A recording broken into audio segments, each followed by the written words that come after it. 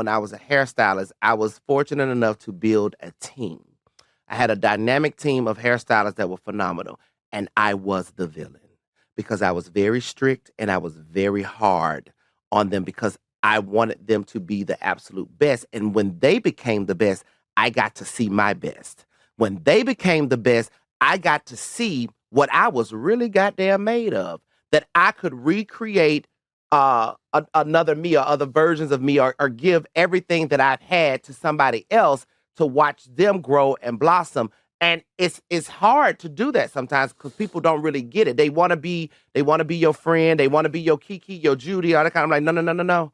Because you're gonna be great. Because I want to make sure that what I've been able to come isn't just by chance or by luck.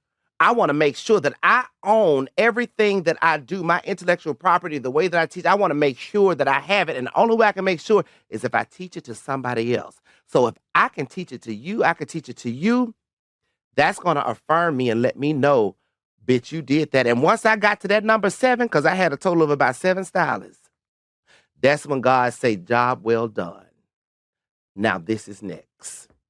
And that's when I closed my salon. And you were obedient. I was obedient. It was hard to do now. Yeah. It was the scariest thing in the world for me to do because this wasn't and I'm sure you went through this too, sister. Even with you leaving your adult and your sex work.